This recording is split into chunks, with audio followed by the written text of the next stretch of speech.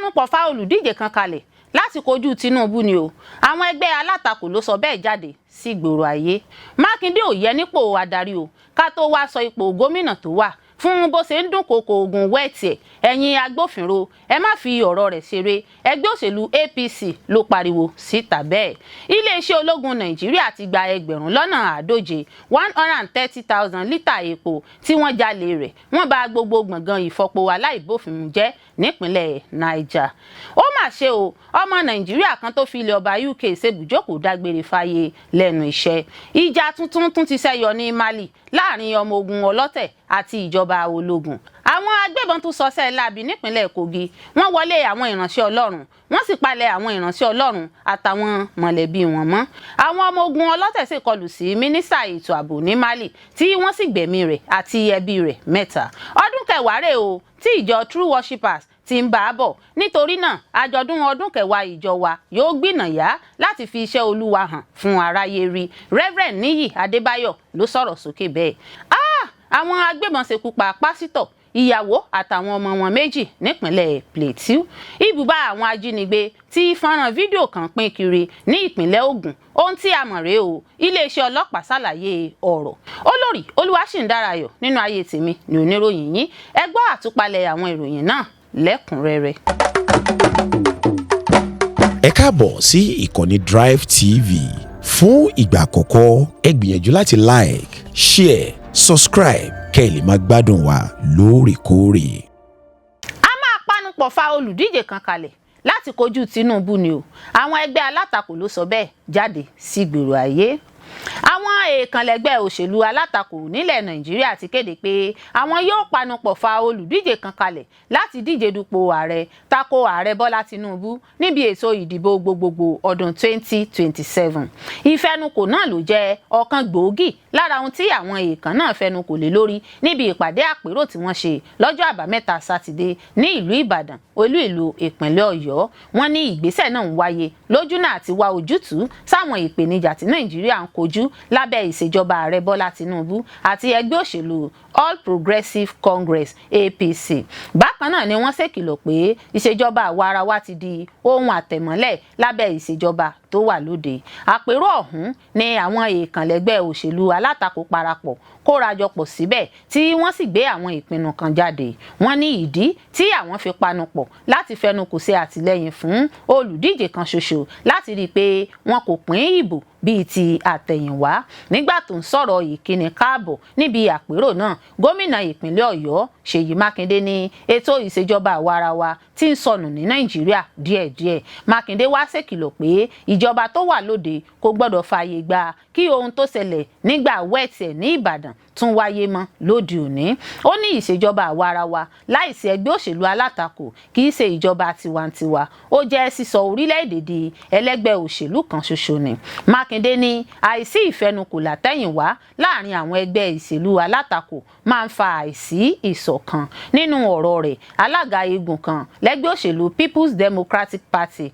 PDP Taminu Turaki sọ pé ìgbésẹ̀ náà jẹ́ ohun tí wọ́n fi ọgbọ́n inú ṣe àti pé ó jẹ́ nǹkan tí orílẹ̀-èdè Nàìjíríà nílò lásìkò yìí. Ó ṣèkìlọ̀ pé àìsí ìfẹnukò látẹ̀yìnwá láàrin àwọn ẹgbẹ́ òṣèlú alátakò máa ń fa àìsí ìṣọ̀kan.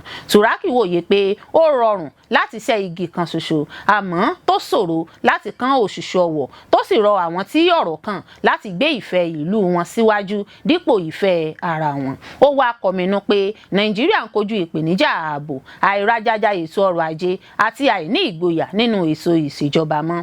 Ó ní àwọn fẹ́ fi ìgbésẹ̀ ìjókòó ìpàdé náà gba orílẹ̀-èdè Nàìjíríà kalẹ̀ lọ́wọ́ ìṣèjọba tó wà lóde. Sẹ́nẹ́tọ̀ David Mark ní tiẹ̀ júwe àpérò náà bí ìgbésẹ̀ láti gba orílẹ̀-èdè Nàìjíríà kalẹ̀ lọ́wọ́ àwọn ìṣèjọba tó wà lóde. Ó tẹnpẹlẹ mọ́ pé kò sí ẹgbẹ́ alátakò kan tó lè dá ìṣèjọba gbà lọ́wọ́ ìṣèjọba tó wà lóde, tó sì ní àsìkò ti tó láti ṣe àtúntò bí àwọn ẹgbẹ́ òṣèlú ṣe ń darapọ̀ mọ́ ara wọn ní Nàìjíríà. Nínú àtẹ̀jáde tí wọ́n fi léde lẹ́yìn ìpàdé náà ni wọ́n ti fìdí rẹ̀ múlẹ̀ pé àwọn ẹgbẹ́ alátakò máa díje sí gbogbo ipò níbi ètò ìdìbò gbogbogbò ọdún tó ń bọ̀ àti pé àwọn kò ní gbà kí ìjọba fi ẹgbẹ́ òṣèlú kan lélẹ̀. Bákan náà ni wọ́n sọ pé àwọn kò ní gbà kó jẹ́ pé olùdíje kan ṣoṣo ló díje dupò ààrẹ, bí wọ́n ṣe sọ pé àwọn ọmọ Nàìjíríà lẹ́tọ̀ọ́ láti ní àǹfààní sí olùdíje tó pọ̀, èyí tí wọ́n ti máa yan ẹni tó bá wù wọ́n nínú rẹ̀.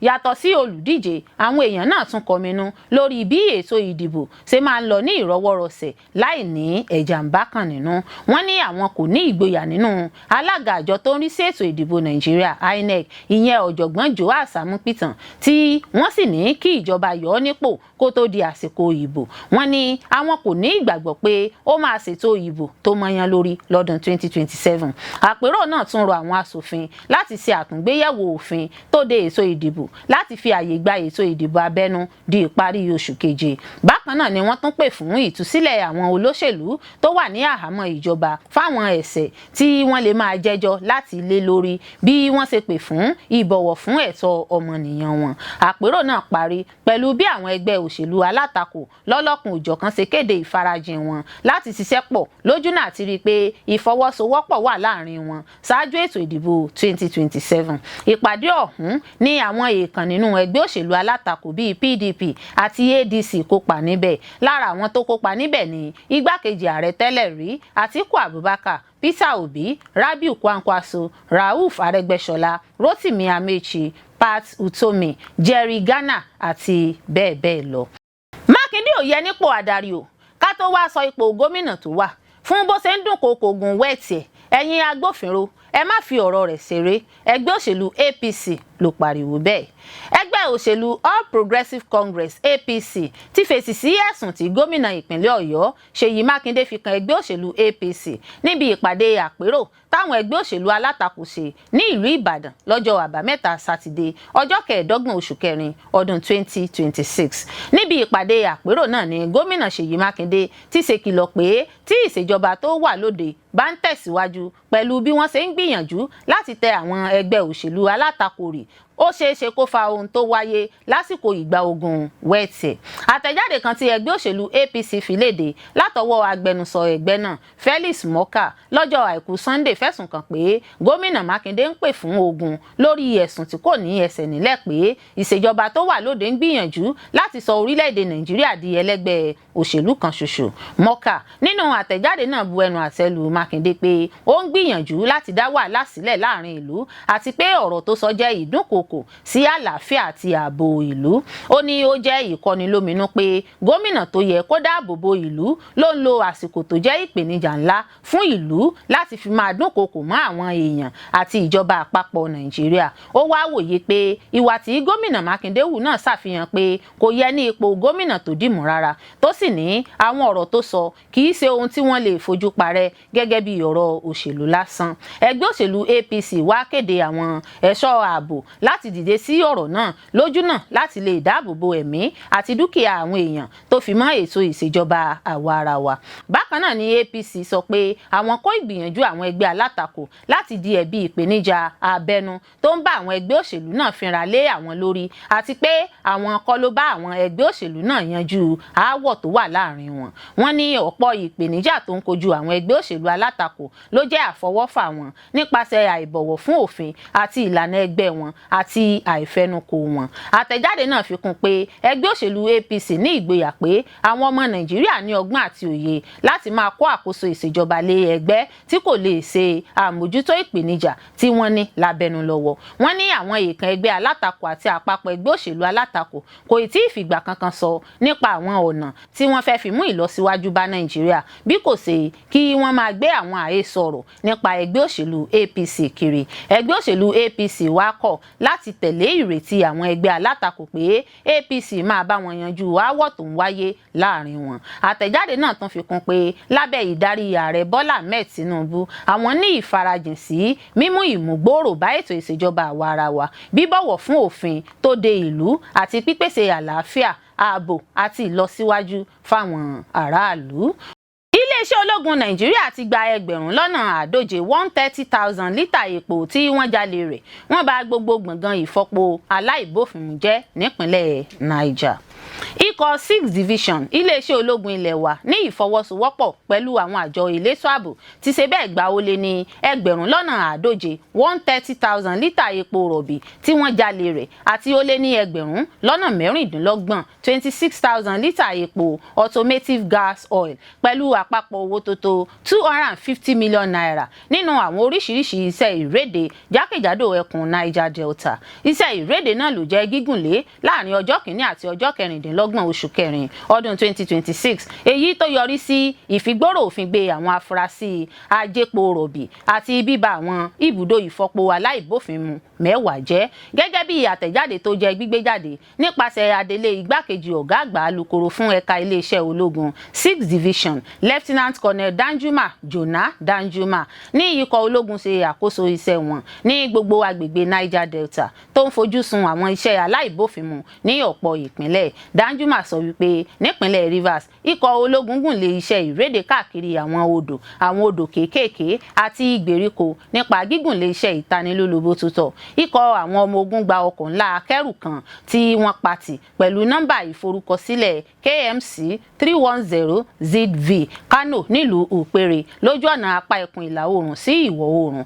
Ọkọ̀ akẹ́rù náà ni wọ́n bá bí nǹkan bíi 45,000 lítà epo bẹntiróòlù tí wọ́n jalè rẹ̀. Nínú iṣẹ́ ìréde míì tó jọmọ́ ìṣẹ̀lẹ̀ yìí ní igbó ọba Oras National Forest ní ìjọba ìwọ̀ oòrùn Alhada, ikọ̀ náà ṣàwárí àwọn àgbá ìgbépopamọ́sí tó kún fún ó lé ní 35,000 lítà epo tí wọ́n jalè rẹ̀. Danjuma sọ wípé ìtẹ̀síwájú iṣẹ́ náà nípínlẹ̀ náà ló yọrí sí ìṣàwárí àgbá ìgbépopamọ́sí mìíràn tó kún fún 26,000 epo automotive gas oil tí wọ́n fọ̀ láì bófinmu. Ikọ̀ ológun náà tún ba ọ̀pọ̀ àwọn ọ̀pá epo tí wọ́n ń lò láti fi ṣe màdàrú epo rọ̀bì náà jẹ́ ní Echoa ní Omoko níjọba ìbílẹ̀ Ogba Egbema àti Ndoni. Ikọ̀ ológun náà gba àpò ó lé ní ìgbà 266 tó kún fún bíi ó lé ní 17,760 lítà epo bẹntiróòlù. Ó mà ṣe o, ọmọ Nàìjíríà kan tó fi ilẹ̀ ọba UK ṣe ibùjókòó dágbére fáyé lẹ́nu iṣẹ́. Fún ìgbà ẹ̀kẹta nínú oṣù kẹrin, ọmọ orílẹ̀-èdè Nàìjíríà Adémọ́lá Òkè ti jáde láyé lẹ́yìn tí kò lè mímọ́ dáadáa lẹ́nu iṣẹ́ rẹ̀ nílẹ̀ ọba UK. Èyí ni báwọn mọ̀lẹ́bí ṣe rawọ́ ẹ̀bẹ̀ fún àtìlẹ́yìn aráàlú lẹ́yìn ikú òjijì náà. Gẹ́gẹ́ bí ìròyìn Punch ṣe gbé jáde síta lọ́jọ́ àìkú Sunday nínú àtẹ̀jáde àtìlẹ́yìn ìrawọ́ ẹ̀bẹ̀ tó jẹ́ gbígbé jáde síta nípasẹ̀ ọ̀rẹ́ mọ̀lẹ́bí Adéjọ̀nwò Odùtọ́lá lórí gbajúmọ̀ ìkànnì ìkówójọ GoFundMe pé ìṣẹ̀lẹ̀ náà wáyé lọ́jọ́ 22 oṣù kẹrin. Odùtọ́lá ṣàlàyé pé Adémọ́lá jáde kúrò nílé lówùúrọ̀ ọjọ́ náà ní ìlera pípé tó sì ti bá ìyàwó rẹ̀ sọ̀rọ̀ ní gbogbo ọjọ́ náà pẹ̀lú àìrí àmì àìsàn kankan. Ó sọ wípé olóògbé náà ni wọ́n padà rí tí ẹ̀mí ti lọ lára rẹ̀ lẹ́nu iṣẹ́ nípasẹ̀ akin ẹgbẹ́ rẹ̀ ẹni tó dé sẹ́nu iṣẹ́ alẹ́. Odùtọ́lá kọ báyìí pé lọ́jọ́ 18 oṣù kẹrin ọdún 2026 Adémọ́lá ẹni ọdún 37 37 years jáde kúrò nílé lówùúrọ̀ ọjọ́ náà ní okun àti agbára láìsí àmì àìsàn kankan tẹ́lẹ̀.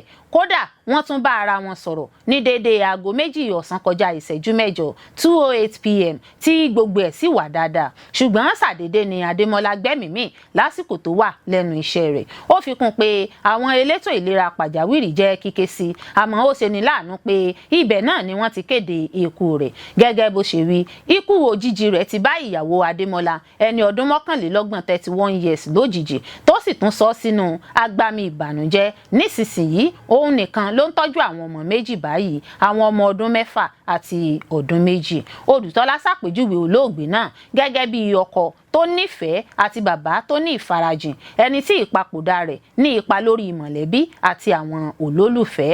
Ó jẹ́ kó di mímọ̀ pé ìgbésẹ̀ ìdáwójọ náà ló wáyé láti gbárùkù ti ìpalẹ̀mọ́ fétò ìsìnkú àti ìpèsè ìrànlọ́wọ́ ìṣúná fún àwọn ọmọ gẹ́gẹ́ bí mọ̀lẹ́bí ṣe ti wà báyìí láìsí olóògbé. Ìrawọ́ ẹ̀bẹ̀ náà wáyé láti ké sí àwọn ọmọ Nàìjíríà nílùú ọba UK àti gbogbo àwọn aráàlú láti ṣàtìlẹ́yìn fún mọ̀lẹ́bí olóògbé. Ó tẹnumọ́ iyekíye tí àwọn èèyàn lè dájọ́ bó ti wù kó kéré tó àwọn máa mọ̀ lóore. Ó pàrọwà fún àwọn tí kò láǹfààní láti dáwó jọ pé kí wọ́n gbìyànjú láti pín àtẹ̀jáde ìrawọ́ ẹ̀bẹ̀ náà káàkiri kí wọ́n sì fi mọ̀lẹ́bí náà sọ́kàn lásìkò ìbànújẹ́ yìí.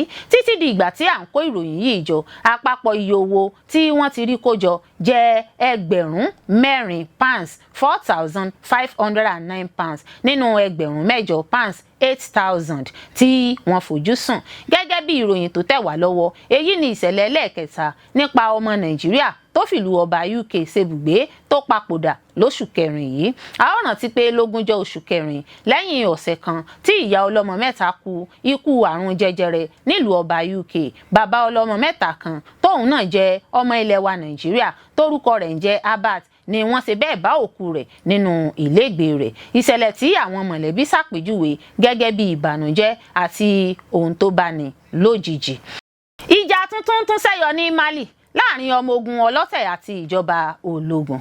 Rògbòdìyàn tó búyọ lọ́jọ́ àbámẹ́ta lórílẹ̀‐èdè Mali tí àwọn agbésùnmọ̀mí ti kọlu ibùdó àwọn ọmọ ológun kò tí ì fi gbogbo ara rẹlẹ̀ tán. Ìròyìn sọ pé ní ọjọ́ àìkú ọjọ́ 26 oṣù kẹrin ọdún 2026 yìí ní wàhálà míì tún ṣẹyọ láàrin àwọn ọmọ ogun ọlọ́tẹ̀ àtàwọn ológun Mali. Gẹ́gẹ́ bí akọ̀ròyìn Mali kan ṣe ṣàlàyé fún BBC, rògbòdìyàn tuntun náà ń wáyé ní àríwá Kidal. Ikọ̀ ológun ilẹ̀ Russia ni ìròyìn sọ pé wọ́n ń ti àwọn ológun Mali lẹ́yìn láti kojú àwọn agbésùnmọ̀mí Tuareg. Kò dẹrùn láti dé àríwá Mali lásìkò yìí látàrí ìkọlù. Bákan náà sì ni ìròyìn sọ pé ìkọlù ti wáyé ní ìlú Kati tí kò jìnnà sí Bamako tí í ṣe olú ìlú Mali. Ìkọlù tuntun yìí ló ń wáyé lẹ́yìn tí ọjọ́ àbámẹ́ta Sátidé tí a gbọ́ pé ẹgbẹ́ alákatakítí Al-Qaeda ló wà nídìí rẹ̀ pẹ̀lú àwọn ọmọ ogun alátakò Tuareg láti igun Azawad Liberation Front tàbí FLA. Agbẹnusọ FLA Mohammed Ramdan sọ pé àdéhùn ti wà pé kí ilẹ̀ Russia jáwọ́ nínú ọ̀rọ̀ yìí. Ó pẹ́ tí wọ́n ti ń ṣàtìlẹ́yìn fún ìjọba ológun Mali láti kojú àwọn agbésùnmọ̀mí ní apá àríwá Mali. Lọ́jọ́ tó ti pẹ́ ní agbègbè Kidal yìí ti di ààyè tí ọ̀pọ̀ èèyàn kà sí ibùdó agbára àwọn agbésùnmọ̀mí kó tó di pé àwọn ológun Mali gbà á padà lóṣù kọkànlá ọdún 2023 pẹ̀lú àtìlẹ́yìn ẹgbẹ́ Wagner láti Russia. Èyí ni wọ́n sì fi gba ibi tí àwọn alátakò ìjọba náà ti ń darí jù bíi ọdún mẹ́wàá lọ́wọ́ wọn. Bákan náà ni FLA sọ pé òun ti rọ́wọ́ mú ní ẹkùn àríwá Gao, àmọ́ BBC kò tí ì fìdí èyí múlẹ̀. Ó ti lé lọ́dún mẹ́wàá báyìí tí Mali ti ń kojú àwọn ọmọ ogun ọlọ́tẹ̀ àti àwọn àgbésùnmọ̀mí. Àwọn agbébọn tún ṣọṣẹ́ láabi nípínlẹ̀ Kogi. Wọ́n wọlé àwọn ìránṣẹ́ Ọlọ́run, wọ́n sì palẹ̀ àwọn ìránṣẹ́ Ọlọ́run àtàwọn mọ̀lẹ́bí wọn mọ́. Ìbànújẹ́ àti ìbẹ̀rù ti bẹ́ sílẹ̀ láàrin àwọn ènìyàn nípa àlùfáà láti inú ìjọ Redeemed Christian Church of God àti Christ Apostolic Church tí wọ́n sọ pé àwọn agbébọn gbé sálọ ní agbègbè Odò Eri ní ìjọba ìbílẹ̀ Ìyàgbà West ní ìpínlẹ̀ Kogi. Bó tilẹ̀ jẹ́ pé àwọn ọlọ́pàá sọ pé àwọn ń ṣiṣẹ́ takuntakun láti gba àwọn tí wọ́n jí gbé náà padà pẹ̀lú àwọn mọ̀lẹ́bí wọn, ṣùgbọ́n kò tíì sí ìdáhùn kankan láti ọ̀dọ̀ àwọn olórí ìjọ tí wọ́n jí gbé náà. Ní ọjọ́ àìkú, Punch gbọ́ pé àwọn agbébọn náà tí iye wọn fẹ́rẹ̀ tó 30 níye 30 ya wọ agbègbè náà ní nǹkan bíi aago 10 alẹ́ ọjọ́rú. A gbọ́ pé wọ́n wà lórí ọ̀kadà alùpùpù nígbà tí wọ́n wọ agbègbè náà tí wọ́n sì yìnbọn láti mú ìpayà bá àwọn aráàlú. Lẹ́yìn náà ni àwọn ọ̀daràn náà bẹ̀rẹ̀ sí jí àwọn àlùfáà, àwọn aya wọn, àwọn ọmọ wọn àti àwọn aráàlú míì gbé. Bí ó tilẹ̀ jẹ́ pé a kò tí ì lè sọ iye pàtó àwọn ènìyàn tí wọ́n jí gbé, ṣùgbọ́n ó sojú mi kòró kan sọ fún Punch pé ó tó 20 èèyàn tí àwọn agbébọn náà kó lọ kúrò ní agbègbè náà. Wọ́n sọ pé nígbà tí wọ́n ń lọ, àwọn agbébọn náà ságba ọ̀nà àbẹ̀wò nítòsí ìpínlẹ̀ Kwara. Àwọn oníròyìn wá gbìmọ̀ láti bá agbẹnusọ ọlọ́pàá ìpínlẹ̀ náà Afusat Saliu sọ̀rọ̀ lọ́jọ́ Sátidé, ṣùgbọ́n kò ṣeéṣe nítorí pé wọn ò rí darapọ̀ mọ́ lórí ojú ìlà fóònù rẹ̀. Ó sọ pé àwọn agbófinró ti wà ní agbègbè náà pẹ̀lú ìsapá wọn láti gba àwọn tí wọ́n jí gbé náà padà àti láti mú àwọn àwọn tó ṣe iṣẹ́ burúkú náà nígbà tí wọ́n kàn sí alága fún àwọn ọmọlẹ́yìn Kristi ní Nàìjíríà CAN ní ìpínlẹ̀ náà Apostle Ọláníyàn Adébáyọ̀ ó sọ fún Punch pé àwọn DSS ránṣẹ́ ìkìlọ̀ sí gbogbo àwọn ìjọ Ọlọ́run nípa ètò ọ̀rọ̀ ààbò pàápàá jùlọ àwọn ìjọ tó wà ní agbègbè ìpínlẹ̀ náà ó tún sọ pé ìkìlọ̀ pàjáwìrì yìí ló jẹ́ fífi ránṣẹ́ láti lè jẹ́ kí àwọn olórí ìjọ àti àwọn ọmọ ìjọ kọ̀ọ̀kan mọ̀ nípa ohun tó ń ṣẹlẹ̀ kí wọ́n sì gbé àwọn ìgbésẹ̀ tó yẹ ìjọ Redeemed Christian Church of God kọ̀ láti sọ ohunkóhun nígbà tí Punch kàn sí wọn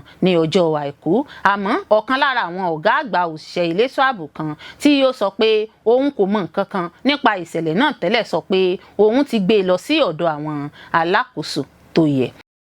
Àwọn ọmọ ogun ọlọ́tẹ̀ ṣèkọlù sí mínísítà ètò ààbò ní Mali tí wọ́n sì gbẹ̀mí rẹ̀ àti ẹbí rẹ̀ mẹ́ta. Àwọn ọmọ ogun ọlọ́tẹ̀ ti ṣekú pa mínísítà ètò ààbò lórílẹ̀‐èdè Mali Sadio Kamara nílé rẹ̀ tó wà ní olú ìlú orílẹ̀-èdè náà Bamako. Ọ̀pọ̀ iléeṣẹ́ ìròyìn ló sọ pé ìṣekúpani ọ̀hún wáyé lásìkò ìkọlù àwọn ọmọ ogun ọlọ́tẹ̀ tó ń pè fún ìyapa kúrò lára orílẹ̀-èdè náà àtàwọn alákatakítí ẹ̀sìn. Iléeṣẹ́ ìròyìn ìjọba fìdí rẹ̀ múlẹ̀ pé Kamara kú lẹ́yìn tó farapa lásìkò tí wọ́n ṣe ìkọlù sí nílé rẹ̀. Àwọn ọmọ ogun ní láti gbé ọ̀gá àgbà ológun Assimi Goïta sálọ sí ibì kan tí ẹnikẹ́ni kò mọ̀ lẹ́yìn tí wọ́n ṣèkọlù sí ilé tiẹ̀ náà. Àjọ Azawad Liberation Front FLA sọ pé àwọn ajagunta Russia tí iléeṣẹ́ ológun Mali ń lò ti kéde pé àwọn yóò kúrò ní Mali lẹ́yìn tí wọ́n ti jà fún ọjọ́ méjì. Fún ọ̀pọ̀lọpọ̀ ọdún ni àwọn agbésùnmọ̀mí tó ń ṣiṣẹ́ pọ̀ pẹ̀lú ẹgbẹ́ Al-Qaeda IS àti FLA tí ń ṣọṣẹ́ ní Mali. Ẹbí mínísítà ètò ààbò àti iléeṣẹ́ ìròyìn France sọ pé àwọn jàǹdùkú agbébọn tó ń ṣiṣẹ́ pọ̀ pẹ̀lú Al-Qaeda tún ṣekú pa àwọn mọ̀lẹ́bí Kamara mẹ́ta nínú ìkọlù tí wọ́n ṣe lọ́jọ́ àbámẹ́ta ọ̀sẹ̀ tó kọjá ní Keita. Agbẹnusọ ìjọba Mali Issa Kousmein ṣàlàyé nínú àtẹ̀jáde kan tó fi síta lọ́jọ́ Àìkú wípé ọkọ̀ kan tí àdó olóró wà nínú rẹ̀ làwọn ọmọ ogun ọlọ́tẹ̀ wà kọlù ilé Kamara èyí tó ṣokùnfà ikú rẹ̀. Kòlíbélì sọ pé mínísítà ètò ààbò dojú ìjà kọ àwọn ọmọ ogun ọlọ́tẹ̀ náà àmọ́ ó farapa lásìkò tí wọ́n yìnbọn síra wọn. Ó ní ilé ìwòsàn ni Kamara padà kú sí látàrí ìfarapa tó ní nínú ìkọlù táwọn ọmọ ogun ọlọ́tẹ̀ ṣe sí. Ìkọlù náà ló jẹ́ kí ilé Kamara wó lulẹ̀. Bákan náà làwọn ọmọ ogun ọlọ́tẹ̀ tún ba mọ́sálásí kan tó wà lẹ́gbẹ̀ẹ́ ilé Kamara jẹ́ níbi tí wọ́n ti ṣekú pa àwọn olùjọ́sìn kan. Oríṣiríṣi ìkọlù wáyé lọ́jọ́ àbámẹ́ta ọ̀sẹ̀ tó kọjá ní ibùdó ológun tó wà lẹ́gbẹ̀ẹ́ olú ìlú Mali ní Gao àti Kidal tó fi mọ́ àwọn olú ìlú tó wà láàrin gbùngbùn orílẹ̀-èdè náà bíi Sèvres àti Mopti. Ìròyìn sọ pé àwọn ọmọ ogun ọlọ́tẹ̀ tó ń pè fún ìyapa ẹ̀yà Tuareg lára Mali ń ṣèkọlù sáwọn ìlú tó wà lẹ́kùn àríwá Mali nígbà tí ẹgbẹ́ alákatakítí ẹ̀sìn Jamaat Nusrat al-Islam wal Muslimin JNIM ń ṣèkọlù káàkiri orílẹ̀-èdè náà. Ọdún kẹwàá rèé o tí ìjọ True Worshipers ti ń bá a bọ̀ nítorí náà àjọ̀dún ọdún kẹwàá ìjọ wa yóò gbìnàyà láti fi iṣẹ́ Olúwa hàn fún aráyé rí. Reverend Níyì Adébáyọ̀ ló sọ̀rọ̀ sókè bẹ́ẹ̀ níbi ìpàdé àwọn oníròyìn àkọ́kọ́ irú rẹ̀ fún ìmúrasílẹ̀ ètò ayẹyẹ àjọ̀dún ọdún kẹwàá tí wọ́n dá ìjọ náà sílẹ̀ l'Ógbómọ̀ṣọ́. Gbajúmọ̀ ìránṣẹ́ Ọlọ́run àti olùdásílẹ̀ ìjọ True Worshipers ẹni ọ̀wọ̀ Níyì Adébáyọ̀ àti ìyá ìjọ pásítọ̀ Grace Adébáyọ̀ pé ìpàdé àwọn oníròyìn ní ọjọ́ Àìkú Sunday ọjọ́ 26 oṣù kẹrin ọdún 2026 ní ìgbáradì ìmúrasílẹ̀ fún ètò ayẹyẹ àjọ̀dún ọdún kẹwàá ìjọ náà lólú ilé ìjọsìn True Worshipers Amazing Grace Garden Òkè Àánú l'Ógbómọ̀ṣọ́ nípínlẹ̀ Ọ̀yọ́. Lára àwọn alága ìgbìmọ̀ ìjókòó fún ìpàdé àpérò àwọn oníròyìn náà ni onímọ̀-ẹ̀rọ Ìfẹ́dayọ̀, pásítọ̀ onímọ̀ Stephen, pásítọ̀ abilékọ Adébáyọ̀ àti olùdásílẹ̀ ìjọ True Worshipers ẹni ọ̀wọ̀ Níyì Adébáyọ̀. Ìpàdé náà ló wáyé lójúnà láti sọ fún àwọn èèyàn ohun tí ayẹyẹ ètò àjọ̀dún ọdún kẹwàá ìjọ náà dálé lórí. Àlùfáà náà sọ wípé ètò náà jẹ́ gbígbé kalẹ̀ láti ṣayẹyẹ ọdún kẹwàá oore ọ̀fẹ́, ìmúgbòòrò àti ìlapa.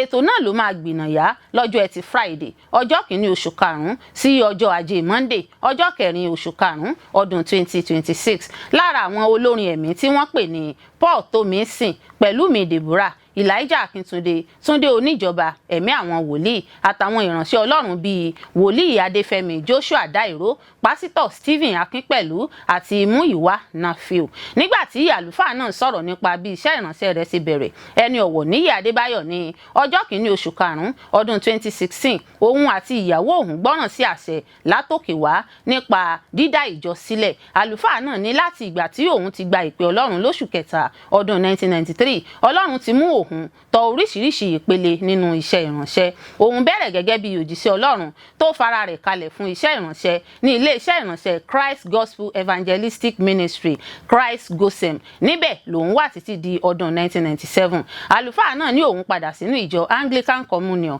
gẹ́gẹ́ bí olùdarí àdúrà, adarí ìsọjí àti ààrẹ EVAC. Lákòókò náà ni Ọlọ́run mí sí òun láti bẹ̀rẹ̀ ẹgbẹ́ kan tó kó oríṣiríṣi ìjọ ẹlẹ́kànjẹ̀kájọ, ìyẹn Interdenominational Intercessory Organization, tí wọ́n pè ní àwọn Kristẹni tó gbára lé Ọlọ́run tó sì ní ìtẹríba fún Ọlọ́run lóṣù kẹrin ọdún 1995, èyí tó jẹ́ fífi lọ́lẹ̀ lọ́jọ́ 12 oṣù kẹjọ ọdún 1995 nílé ìjọsìn Àgùdà, ìyẹn the Cathedral Church of St. David ní Àgbọ̀nyìn l'Ógbómọ̀ṣọ́ nípasẹ̀ ajínrere Mike Bámilóyè. Ẹgbẹ́ náà tó padà bí ìgbìmọ̀ àpapọ̀ Ògbómọ̀ṣọ́ ń gbàdúrà, èyí tó ń ṣe dáradára títí di òní. Ẹni ọ̀wọ̀ Adébáyọ̀ ní òun ní láti fi ipò sílẹ̀ gẹ́gẹ́ bí ààrẹ lẹ́yìn tóun darí ẹgbẹ́ náà fún ọdún 18 tí kò yín jẹ. Ó ní àpá iṣẹ́ ìránṣẹ́ ìpè òun yìí ní èyí tó ń so òun pọ̀ mọ́ àwọn orí ìtẹ́ àti àwọn ọlọ́lá nílẹ̀ Ògbómọ̀ṣọ́. Àlùfáà Adébáyọ̀ ṣiṣẹ́ ìsìn gẹ́gẹ́ bí pásítọ̀ nílé ìjọsìn St. Maria Anglican Church, Òkè Àánú, Ògbómọ̀ṣọ́,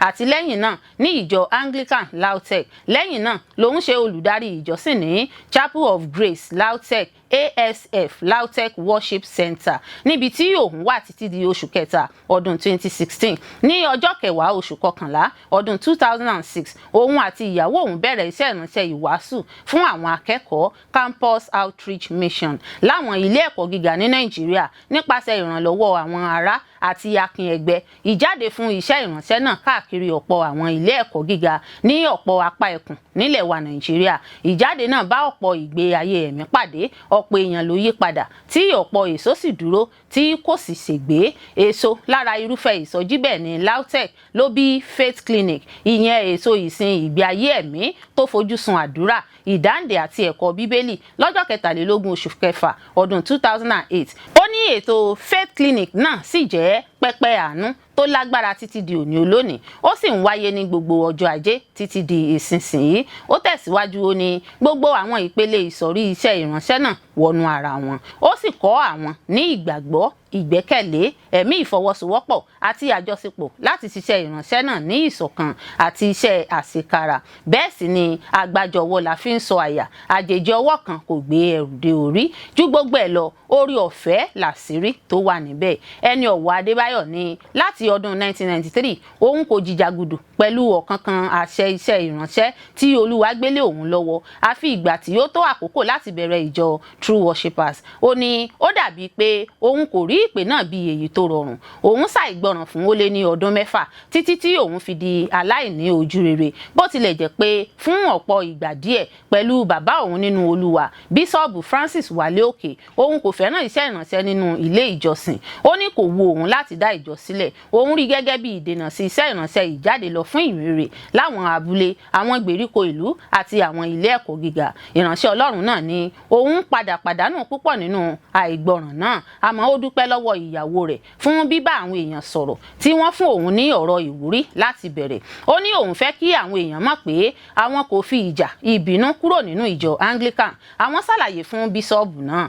nígbà tí ẹni ọ̀wọ̀ Right Reverend Dr. Titus B. Ọláyínká ń gbàdúrà tó sì ń ṣiṣẹ́ lórí ìrọ́pò àwọn nílé ìjọsìn náà tí àwọn sì ní láti dúró kó tó di pé àwọn tó lè kúrò. Àlùfáà Adébáyọ̀ ní ó padà yọ̀ǹda àwọn lẹ́yìn ọ̀rẹ̀yìn lẹ́yìn ọdún kan àti oṣù 4. Òun wà nílẹ̀ Europe lálẹ́ ọjọ́ náà tí Olúwa òun bá òun sọ̀rọ̀ nípa yíyọ̀ǹda òun. Ó jẹ́ alẹ́ tí òun kò lè gbàgbé. Ìjọ True Worshipers bẹ̀rẹ̀ ní Jésù Òṣèun House lọ́jọ́ 1 oṣù karùn-ún ọdún 2016 tó sì jẹ́ ṣíṣí nípasẹ̀ Ọlọ́run nípasẹ̀ bàbá àwọn nínú Olúwa wa ẹni gíga ẹni ọ̀wọ̀ bíṣọ̀bù Francis Wálé Òkè tí wọ́n jẹ́ ààrẹ ìjọ aládàáni PFN láti ìgbà náà. Àwọn ń tẹ̀síwájú láti máa pàdé pọ̀ fún ìjọsìn, iṣẹ́ ìránṣẹ́ àti ìjáde fún ìyìn rere. Ìjọ True Worshipers ní ipa pàtàkì lórí ìgbé ayé ẹ̀mí ní ti ìwà rere àti ní ọ̀pọ̀lọpọ̀ ọ̀nà. Àlùfáà náà ní àwọn ti fi ipa iṣẹ́ ìránṣẹ́ ọ̀rọ̀, àdúrà, ìhìnrere, ètò ẹ̀kọ́ àti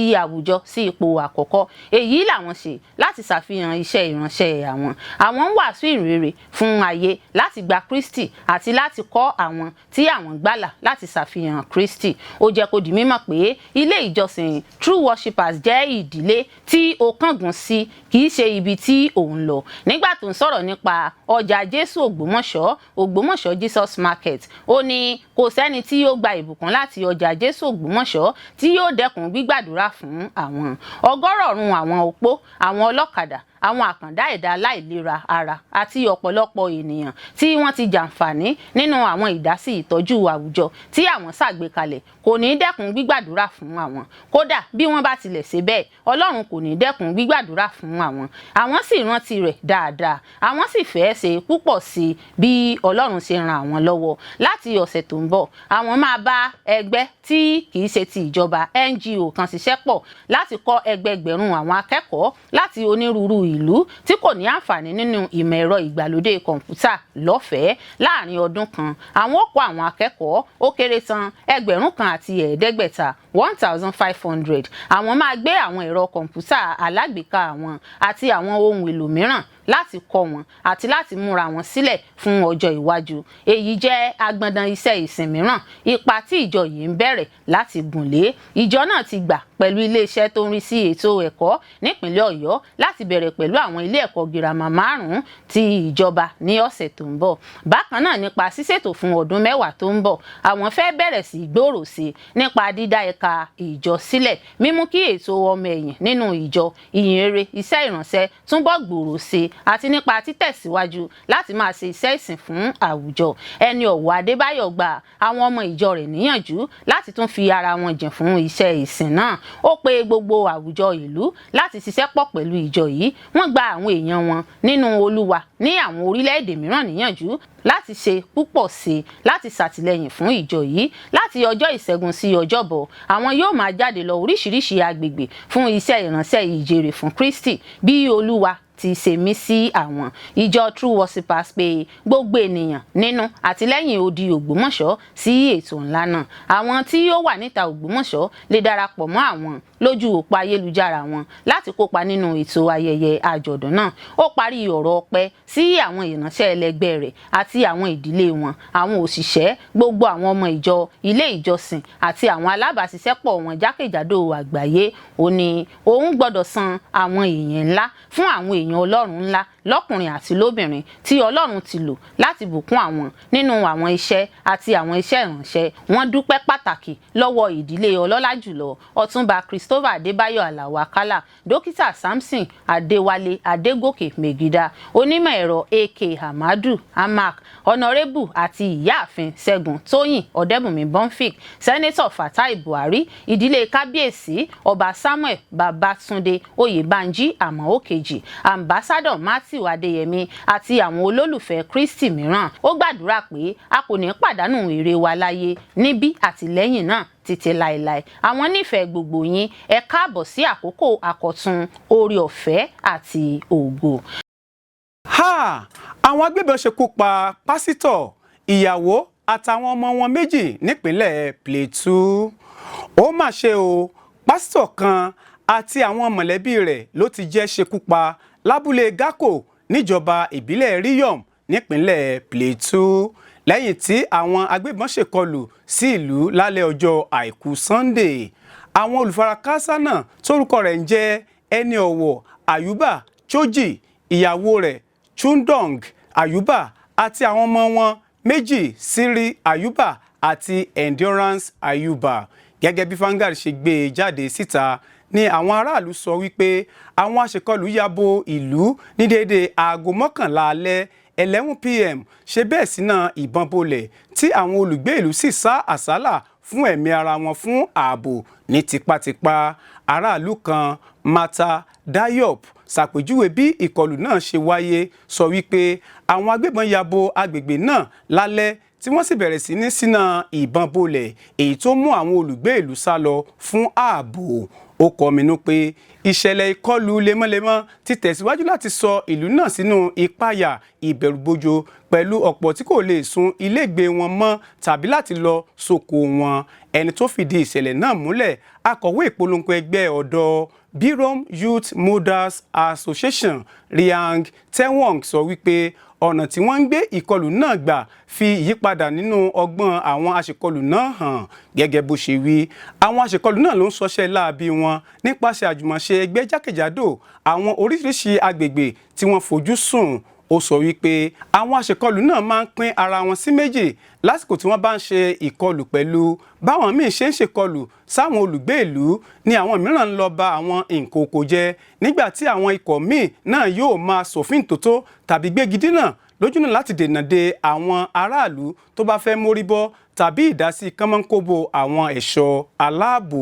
Ó tún tẹ̀síwájú pé oko ńlá kan ti bàjẹ́ kọjá sísọ láàrin wákàtí 48 sẹ́yìn níjọba ìbílẹ̀ Kasa Barkin-Ladi títí kan oko ewébẹ̀, ata àti àgbàdo, èyí tó mú kí nǹkan le koko fáwọn àgbẹ̀. Ìṣẹ̀lẹ̀ ìṣekúpani àkọ́tún náà tún ti mú ìpayà ìbẹ̀rùbojo pọ̀ sí jákèjádò Riom àti agbègbè ìlú Barkin-Ladi títí kan oko ewébẹ̀, ata àti àgbàdo, èyí tó mú kí nǹkan le koko fáwọn àgbẹ̀. Ìṣẹ̀lẹ̀ ìṣekúpani náà tún ti mú ìpayà ìbẹ̀rùbojo pọ̀ sí jákèjádò Riom àti agbègbè ìlú Barkin-Ladi pẹ̀lú àwọn olùgbé ìlú tí wọ́n ń ké sí àwọn ìjọba aláṣẹ láti tẹpá mọ́ ìgbìyànjú wọn nípa dídá wàhálà, rògbòdìyàn àti ìparun dúró nípínlẹ̀ Plateau. Ibùba àwọn ajínigbé tí fọ́nrán fídíò kan pín kiri ní ìpínlẹ̀ Ògùn. Ohun tí a mọ̀ rèé o, iléeṣẹ́ ọlọ́pàá ṣàlàyé ọ̀rọ̀.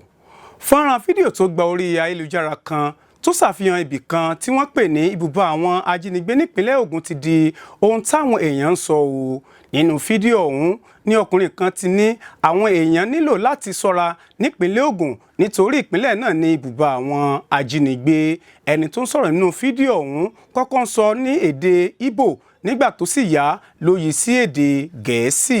Fídíò náà tún ṣàfihàn apá kan inú igbó níbi tí ẹnìkan tó wọṣọ bíi ti ológun tó sì gbé ìbọn dání tí ń gbìyànjú láti yìn ín sókè. Apá kan fídíò náà tún ṣàfihàn àwọn kan tí wọ́n ní ajínigbé ló gbé wọn pamọ́ sínú igbó ọ̀hún. Èrèdí fídíò náà gẹ́gẹ́ bí wọ́n ṣe ṣàlàyé nínú rẹ̀ ni pé kí àwọn aráàlú ṣọ́ra púpọ̀ nítorí àwọn ajínigbé ní ibùba káàkiri àwọn igbó kan káàkiri àwọn ìpínlẹ̀ ní Nàìjíríà. Lọ́jọ́ àìkú Sunday ọjọ́ 26 oṣù kẹrin ọdún 2026 ní iléeṣẹ́ ọlọ́pàá ìpínlẹ̀ Ògùn fi àtẹ̀jáde kan síta láti ṣàlàyé lórí fídíò náà. DSP Olúṣèyí Babáṣèyí alukoro ọlọ́pàá ìpínlẹ̀ Ògùn Bọ̀dé Ọ̀jájúní ṣàlàyé pé iléeṣẹ́ ọlọ́pàá ìpínlẹ̀ Ògùn fi àsìkò yìí sọ fún àwọn èèyàn pé kò sí ohun tó jọ ohun tó ṣẹlẹ̀ nínú fídíò tó gba orí ayélujára kan. Ó ní fídíò náà jẹ́ irọ́ aṣinilọ́nà, bẹ́ẹ̀ ni kò wá láti ìpínlẹ̀ Ògùn tàbí apá ibì kankan ní Nàìjíríà. Àtẹ̀jáde ọlọ́pàá náà sọ pé ìwádìí fi hàn pé orílẹ̀-èdè Kenya ni wọ́n ti ya fídíò náà lásìkò tí wọ́n mú àwọn kan tó jí ẹran àgbò gbé. Wọ́n fi kún un pé ikọ̀ kan General Service Unit GSU ló ya fídíò náà pẹ̀lú ẹ̀rọ drone wọn. Alukoro ọlọ́pàá sọ pé ìwádìí tún fi hàn pé ọdún 2022 ni fídíò náà kọ́kọ́ jáde sórí ayélujára. Ó ní látìgbà náà ni wọ́n sì ti ń gbé e jáde nígbà tó bá wù wọ́n pẹ̀lú irọ́ láti kó àwọn èèyàn ìlú láyà sókè nípa ipò ààbò nípínlẹ̀ Ògùn. Kọmíṣánná ọlọ́pàá ìpínlẹ̀ Ògùn Bọ̀dé Ọ̀jájúní koro ojú sí ohun tó wà nínú fídíò náà, ó sì rọ àwọn èèyàn lápapọ̀ láti má ṣe gbà á gbọ́ rárá.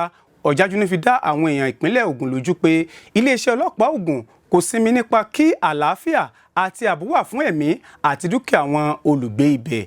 Iléeṣẹ́ ọlọ́pàá ìpínlẹ̀ Ògùn wá rọ àwọn èèyàn láti má ṣe pín fídíò náà kiri lórí ayélujára mọ́ tàbí èyíkéyìí irú rẹ̀ tí wọn kò lè fìdí rẹ̀ múlẹ̀ kí wọ́n má bàa lọ́wọ́ sí dídá omi àlàáfíà ìlú rú.